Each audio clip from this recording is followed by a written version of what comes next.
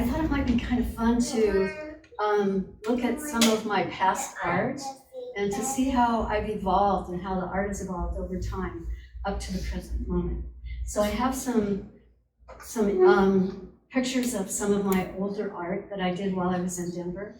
I was at a gallery called Spark Gallery in Denver. It's the oldest alternative gallery in Denver. And I also showed at the Arvada Center and a couple of other places. So I do have some pictures of my art, but first I'd like to show a little bit about some of the famous artists who have been really influential for me. So this, and I'm going to pass all of these around, you can see them as it comes to you. This is Marc Chagall, and this is Paul Klee. And they were European artists who really welcomed in modernism. They were really instrumental in getting modernism to get as big as it was. They also came to the United States, both of them. Marc Chagall actually lived in the United States for a while, and Paul Klee lectured here and also showed here. I guess I'll start with you, and just if you would pass that around.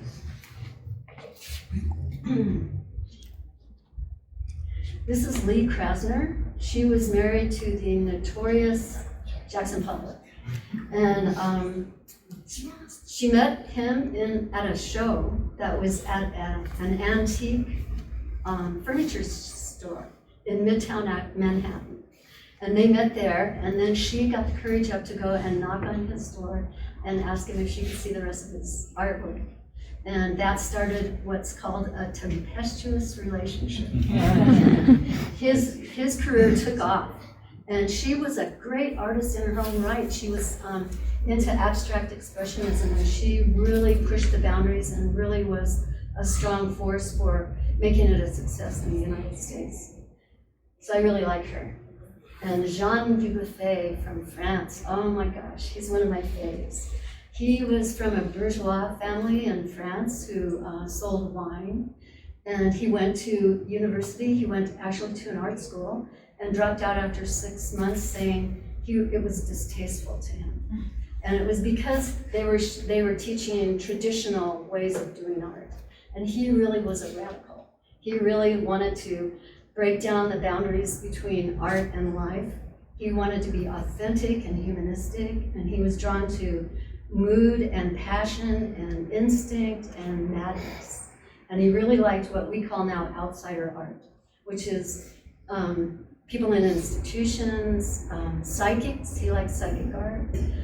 He liked prisoner art, and just people who are outside the mainstream, who really did fresh stuff that didn't comply with traditional art.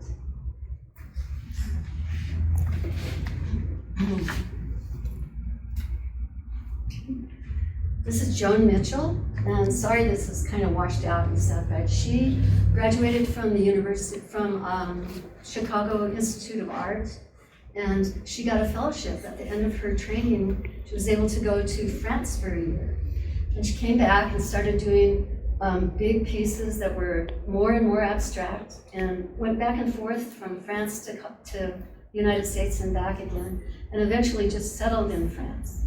And was a very strong voice in abstract expressionism, and showed here and showed in France a lot. She shattered the ceilings, the glass ceilings, a lot of times, and became the first woman to have a one-woman show at certain galleries. And she was also very kind and really befriended artists who were just starting out. And after she died, she had in her will to make a foundation for young artists who were just starting out. So she's a really great person.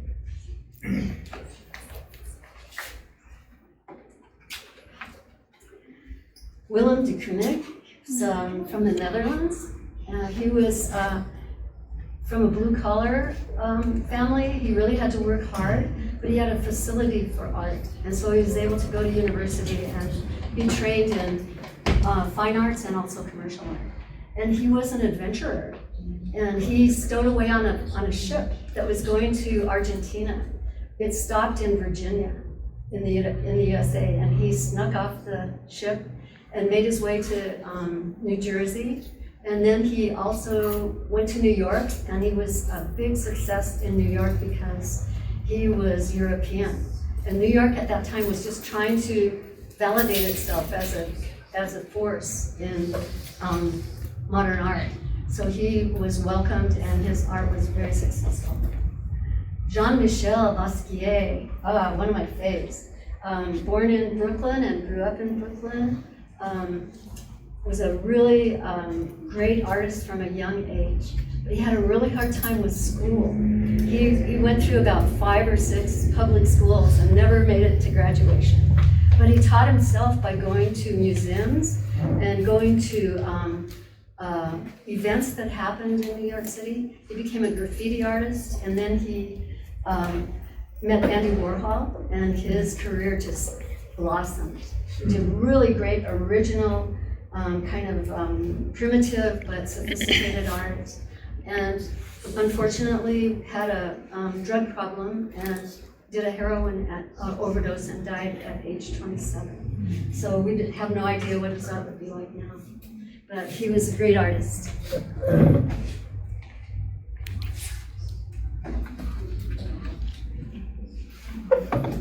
And one more, Robert Rauschenberg. Who could not like Robert Rauschenberg? Just great. Everything he did was wonderful. He did a lot of combines. He incorporated music and dance and noise into his art. He did a lot of assemblage. But what I like most about him is his flat pieces where he actually painted. And he also added things to them. He just used paint in a really creative way and did a lot of lithography and printmaking and transfers, where he would transfer images from magazines onto paper and then paint over that. Really just a great guy. And Susan Rothenberg, who I learned about through the Denver Art Museum. She was showing there, and she was really into images of horses, even though she didn't buy horses. So that's how she became known in her early days. And then she stopped doing horses and moved to New Mexico, and she was also known for dirty white painting. She was an oil painter, and she never hardly washed her brushes out. So she would grab a brush that had some color on it and dip it in white and start painting. And that was what she called her dirty white painting. She's really great. So those are some of the influences that helped me form the art that I'm doing now. But I'm going to start talking about my own art. So I thought it would be really fun to look at some of my previous work so that I could see the progression and the difference between what I was doing way back when and what I'm doing now. So around the year 2000, I was doing what I called my black velvets. And they were soft pastel, sennelier, pastel on black velour paper. They were really whimsical and fun to do, and the velour would kind of soak the soft pastel into itself, and it made for this really rich textured effect that was really fun to do. But they were really problematic because even if I sprayed them with fixative, if I would move them around, they were framed under glass. And if I moved them around at all or jerked them, some of the pastel would trickle down onto the mat, and then I'd have to open up the whole frame and do it all again. So I was kind of getting restless around the turn of the century and thinking that I might do something different. Here's another one. So several dynamics kind of converged around 2000 or 2001 that really helped me to radically change the way I was doing art. For one thing, I started really wanting to paint on recycled boards. And I started collecting flat surfaces so that I could paint on recycled boards. And it was kind of an environmental thing that I thought, if I'm going to paint, why don't I use some sort of backing that has already been used, so I won't be contributing to more environmental degradation. So that was one of the dynamics that was happening.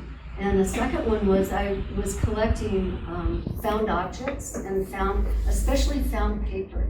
of little snippets of things that people wrote on paper and discarded, and I found like in dentist offices, or when I was out walking my dog, I'd find really great pieces of paper with things written on it. So I was really into collecting that kind of stuff, and random art that the kids in my neighborhood would come to my studio and do some art sometimes.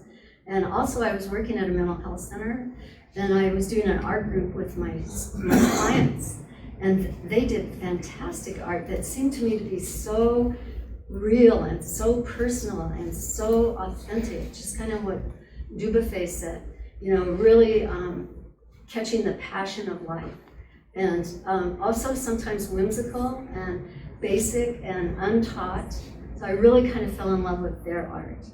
Here's an example of some of the art that they would do. It's a collage. And this, it's really hard to see, I know, but this is a bowl with fruit where the client just did a piece of fruit and then another piece of fruit and another piece of fruit, laid it all out flat instead of, you know, traditional way of painting a bowl of fruit. And this guy did some of the most creative work ever. He like cut up a construction paper and kind of weaved it in and out and adhered it to the backing. And then he drew on it. He drew the side view of a face, and then he drew a gate, and he titled it "The Face Near the Gate."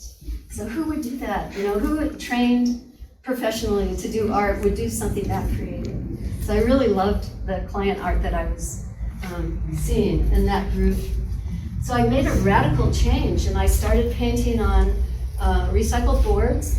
I started collaging, and I started to paint in a really childlike way, a really kind of primitive way. I would hold my paintbrush back a little bit so I'd lose control and do things really spontaneously. And here's an example of one of the first pieces I did. It's called Augie. And the reason it's called Augie is because I found this fantastic note when I was out walking my dog that I'm going to read to you that is a part of this piece. I kind of built the rest of the piece around this this piece of found information. It says, Augie, me and Shanley were talking, and guess what? She said, well, you'll never know, so I'll just tell you. She said that Danny would most likely go out with her, then me. And I said, sure, bud, sure. And she said, ask him. And I said, no, I'll have Augie ask him. So we bet 5 bills, so you have to ask him. So that's the core of the new way of painting. Here's the message too. I did a show in 2004 called The Covered Show, and it was named that way because I was driving up and down alleys trying to find flat surfaces that I could paint on.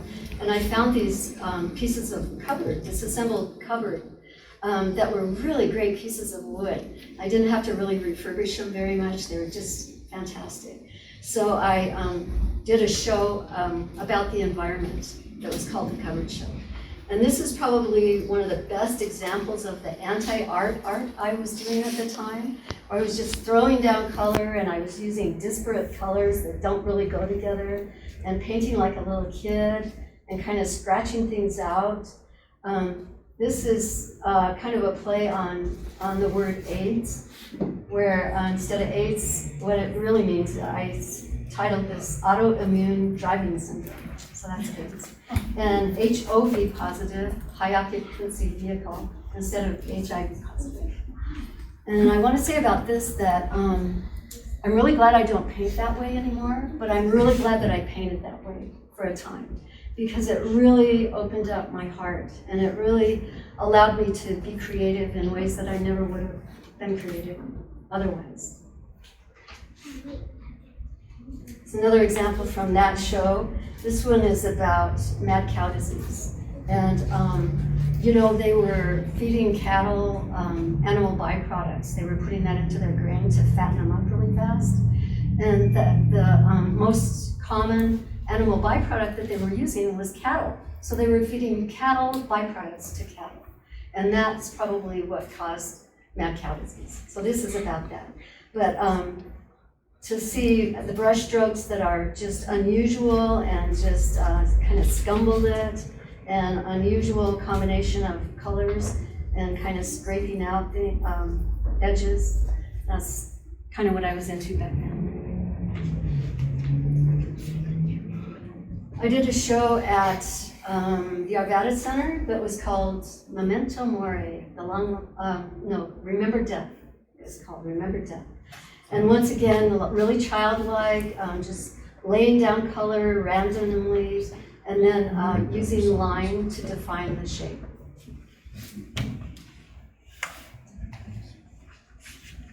I did another show in 2006 at Spark called The Long Lost Love.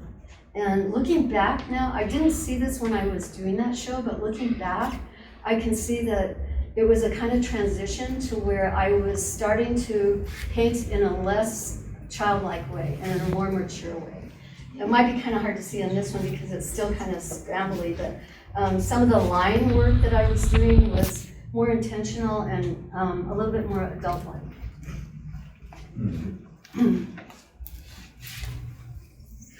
Another example from that show where I was kind of almost painting like a regular person. What is that? What is that? Yeah, really. And a show from 2013 where I kind of mixed chaos with really meticulous drawing. So I was kind of doing that a lot. I was kind of going back and forth between really primitive stuff and more mature stuff. And a show from 2015 titled Jerusalem, where I was just laying down color. And in this piece, I kind of defined some of the shape by color, but then I let that go and started drawing, and the drawing, the line drawing, is what defined the rest of the piece, instead of it being defined by color. And that's some of what I'm doing now.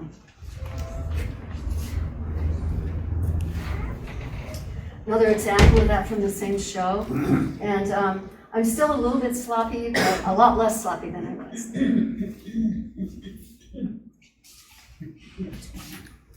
For my last show in Denver, I did a show called Without a Doubt. And this one, you can really see how similar it is to some of the stuff that I have showing here at Krasner, where I just kind of laid down color. I was using a palette knife, and I just put down the color, and I left some of the white on the inside of the image so that it would connect with the outside of the image.